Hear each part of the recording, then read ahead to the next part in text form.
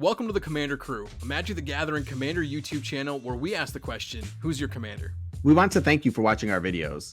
You can help support us by liking this video, subscribing to our channel, and hitting the bell notification icon. You can also go to thecommandercrew.com to check out our t-shirts, masks, pet hoodies, and other Commander Crew goodies. If you want to buy any of the cards seen in this video, be sure to click our TCG Player affiliate link in the show notes below. Lastly, you can help us out by heading to our official Patreon page and becoming a direct supporter of the channel. Now let's get to the video. Oh no. What is up, everybody? It is Chris and the Commander Crew with a deck tech. Oh, I am so excited for this one. My belly is aching for a good meal right now. Today's deck tech, we have Gyome Master Chef.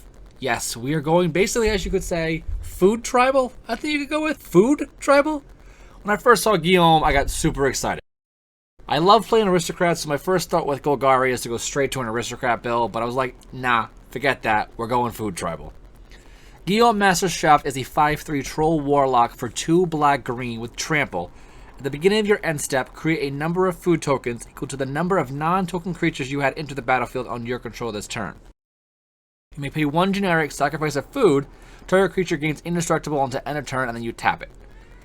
You can play a ton of different creatures into the battlefield, get a ton of food, get so much value off those food tokens, and got a little protection on his own self too, because if you have a free mana and a free food, boom, protection. This deck I absolutely love. It seems pretty janky, but surprisingly it's pretty strong. I absolutely love this deck, and it's got Golgari, so you can have so much expectations of just over and over and over again consistently upgrading the deck. Now let's get into that deck tech, and let me show you how I built this deck. First we have the rocks and the ramp. Arcade Signet to tap for any color, Charcoal Diamond, Cultivate to search for more lands, Elves of Deep Shadow, great filtering because it's a little elf that, yeah, it does damage to you, but that's no big deal. Golgari Signet, Moss Diamond for green, Prismatic Lens to filter some lands out, Rampant Growth to get to search basic lands, Sakura Tribe Elder, because again, it can make a food token when he enters and gets a land, the typical OG Soul Ring, Solemn Simulacrum, Talisman of Resilience, 3 visits, because I just love this art, and the greatest card of all time, Wayfarer's Bauble. And then next up comes some tutors and draws, because we need to get what we need as soon as possible. Costly Plunder, 1 and a black, you can sacrifice an artifact or a creature, draw 2 cards. That's pretty easy to achieve in this deck, so that food could turn into a draw. Diabolic Tutor to search for any specific card in your hand.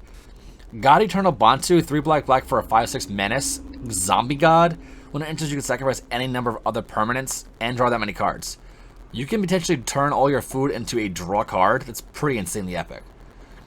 We have Greed, because we're hungry and we're greedy for some more food. Pay a black, pay 2 life, draw a card. Moldervine Reclamation, 3 black-green, for a whenever a creature you control dies, you gain a life and draw a card. We get a little bit of aristocrats built in the back end, so we want to make sure we have this in here, some draw life and draw cards. Plumb the Forbidden, 1 and a black for an instant. As additional cost to cast this spell, you may sacrifice 1 or more creatures, and if you do, copy it. For every sacrificed creature this way, you draw a card and lose a life. Potentially, you can be drawing a lot of cards because, yes, you get the sacrifice to copy it, but if you have extra creatures just sitting around doing nothing, you get those free draws. Reprocess, one of the best cards in the entire deck. 2 black, sacrifice any number of artifacts, creatures, and or lands, so your lands can turn into value here. Draw a card for each permanent sacrifice this way. This can come in absolute serious value because it's going to do a lot of work. Stinging Study, 4 black for an instant. You draw X cards and lose X life, where X is the mana value of commander you own on the battlefield or in the command zone. In this deck, pay 5 life, and draw 5 cards. Yeah, it's pretty on point. I'm definitely throwing this in there. And then we have a great card of all time, just simple basic. Village Rites, a single black for an instant, sacrifice a creature, and draw 2 cards. You can't go wrong there. And now we have some food. Yes, let's feed ourselves. Great removal spell, we have Bake Into a Pie, 2 black, destroy target creature, create a food token. Cauldron Familiar, the silly cat that's basically going to win us the game over and over again, because with the amount of food we're creating, we're going to return this creature over and over and over again. And if we have a commander, it's going to do even more value. Feasting Troll King, 2 and 4 green. Yeah, it seems like a lot, but Vigi Trample, when it enters the battlefield, if you cast it from your hand, you create 3 food tokens. But later on, you can sacrifice 3 food tokens to return to the battlefield. Pretty epic. Then we have Fierce Witch Stalker, 2 green for a 4/4 Wool Trample when enters creative food. Foreboding Fruit, 2 and a black for a sorcery, draw 2, lose 2, but if you cast 3 black, guess what? You create more food. Giant Opportunity, this is pretty much make 3 food tokens for 3 mana. Gilded Goose, It's a little mana rock, but you can sacrifice a food to add 1 mana of any color. Gingerbread Cabin, one of the funnest cards, I think, because people don't see it coming. It's basically a free land that gets free food. Guess what? You're going to basically time this out, and you're not going to play this early game. You're going to get some free food out of this. Gingerbrew, a single generic for a 1/1 haste, but you can make it unblockable with except for haste, and gain life later on because he himself is food.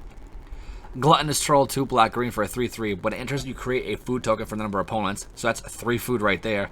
And you can pay 1 green to sacrifice it to give it +2/+2. Golden Egg, you get to draw a card, but it's also more food, so that's even more draw later on. Savvy Hunter, 1 and a black and a green for a 3/3 human warrior. Whenever it attacks or blocks, create some food, but you can stack 2 foods and draw a card. The food train is getting value. Taste of Death, 4 black. Each player sacks 3 creatures and you create 3 food. If we don't have any creatures, or if you're just generic things, who cares? More food. Trail of Crumbs, 1 and a black for an enchantment. When it enters, create a food. Whenever you sacrifice a food, because it's got to happen quite often, you pay 1 generic. If you do, look at the top 2 cards, reveal permanent, and put it into their hand. The rest at the bottom of your library. That's top deck manipulation right there, and the filter. That's insane. Then Wicked Wolf, 2 green for a 3/3. When it enters, it fights up to a single target creature you don't control. Sacrifice a food, put a 1/1 counter on it, and it gains indestructible. Oh, this is pretty awesome, because if you have tons of food, you can basically destroy one of their biggest creatures they have. And then we have Witch's Oven, a single generic, sacrifice a creature, create a food. If the sack creature's toughness is 4 or greater, create 2 food. This is a little bit of a combo. Yeah, it works out pretty epic. Let's get everything in the oven and get our dinner made. Then we got some protection and removal. Nature's Claim, destroy target artifact or enchantment. Pest Infestation, XX green, destroy up to X target artifacts or enchantments. Create twice that many guys. And they're 1/1 black and green pests. When they die, you get to gain 1 life. This can put in some serious work. Pestilence, 2 black. At the end of the step, if there's no creatures, you bury it. But pay a black, it deals 1 damage to each creature and each player. This can put in basically just extra free damage and kill everything. Rampage of the Clans, 3 and a green for instant, destroy all artifacts and enchantments. For each permanent control this way, its controller creates a 3/3 green centaur token. Basically, put this on the end step, create a bunch of food, cast this, and now you have a bunch of 3/3s that just came from food. That's pretty epic. Then we have Snakeskin Veil for a green, put a 1/1 counter target creature, but it gains hexproof. Good little protection, can't help with that. Now we have some graveyard triggers. This is like that, basically when things start to die, that little aristocrat build out of myself. Blight Mound for the new cards in the new set, 2 and a black for enchantment. Attacking pests you control get +1/+0, but whenever a non-token creature you control dies, create a 1/1 black and green pest where you gain the life when it dies. Basically, with the options of just things dying over and over again, this gives us an extra creature on the board that's going to give us extra value later on. Then we have Carrion Feeder. Typical, sacrifice a creature, put a 1/1 counter on him. Basically, the free sack outlet. Fan Green Marauder, 5 and a green for a 5/5. Whenever an artifact is put into the graveyard from the battlefield, you may gain 5 life. Now, this is any artifact, so this can put in some serious extra value for us later in the game. Pawn of Ulamog, 1 black for a 2/2 Vampire Shaman. When it or another non-token creature you control dies, you may create a 0/1 Eldrazi spawn, where you can sacrifice to add mana, so even more triggers. Pitiless Plunderer, 3 and a black for a 1/4 human pirate. Whenever another creature you control dies, you create a treasure token. That's pretty insane. And then the OG of itself, Reassembling Skeleton, 1 and a black for a 1/1, pay 1 and a black, return to the battlefield. There is so much value with this guy. Next up we have Ark Bound Ravager. This is a free sack outlet for our actual food tokens later on. This can actually come in pretty clutch. And basically, whenever you sacrifice an artifact, you put a 1/1 counter on him, so that's pretty insane. This free sack outlet for artifacts will come later on in our win condition. Clock of Omens for 4 generic, tap 2 untapped artifacts, and you untap an artifact. Basically, if you put the Witch's Oven out there, this can basically let you do the Witch's Oven over and over again. Then Inspiring Statuary, 3 generic, non-artifact spells you control have Improvise. So basically, all those food tokens are now mana. Next, we have the Big Daddy Casket, the Flesh Sculptor, 2 and a black for a 1/3 human artificer. Sacrifice 3 other artifacts and or creatures. Look at the top 3 cards of your library. Put 2 in your hand, the other in your graveyard. He can put in some serious work with these food tokens. Basically, you get a little bit of top deck manipulation. You get to look at 3 cards, so each food potentially is a single card. That's insane. The next free sack outlet we have for artifacts is Krark Clan Ironworks. 4 generic, sacrifice an artifact, add 2 to your mana pool. Now, the benefit of this is, you have the free sack outlet, but 2, when you add 2 generic, that's the exact cost it takes to sacrifice another artifact to gain 3 life. So this can basically be a 2-for-1 for you. Then it's Phyrexian Altar, 3 generic, sacrifice a creature, add 1 mana of any color. Just a great option. Then we have Regrowth, 1 and a green, return target card from your graveyard to your hand. We want that kind of recursion just in case something disappears. Strionic Resonator, 2 generic, tap 2 and tap it, copy target triggered ability you control. This allows you to double up on Gyome's ability, so this is pretty insane because you can do so much value. Then we have Tend the Pest, a black and a green for instant. As additional cost to cast this guy, you must sacrifice a creature. You create X 1/1 black and green pests, where X is a sacrificed creature's power. Say someone's trying to destroy our creature or something along those lines, we can use Tend to the Pest to basically get the extra value on top of it. Treasure Map, 2 generic for 1, tap it, scry 1, put a landmark counter on it. Then if there are 3 or more landmarks, you create 3 treasure tokens. The benefit of this is because later on, you're going to get 3 additional treasure tokens, which can give us even more value for a win condition and get us faster to that point. Then there's Viscera Seer, which is basically one of the greatest cards. Sacrifice a creature, scry 1. Can't go wrong there. And now we have our win conditions. We have Cranial Plane, 2 generic. Equipped creature gets +1/+0 for each artifact you control. This basically can make our Gyome extremely massive, because especially because he has Trample. With the amount of food we're making, this can put in some serious work. Disciple of the Vault, a black. Whenever an artifact is put in the graveyard from play, you may have target opponent lose 1 life. That can start stacking up really quickly, and Disciple of the Vault can definitely put in some serious damage. And then there's Last Laugh, 2 black. Yes, it is what it is. We're going to have the Last Laugh. Whenever a permanent other than Last Laugh is put in the graveyard from play, it deals 1 damage to each creature and each player. When there are no creatures in play, you sacrifice it. Basically, we're going to sacrifice a bunch of things, have everyone die, pretty much the exact same moment, and then we're going to win. Which transitions to Marriott Master, 4 black for a 1/3 human artificer with Fab 3.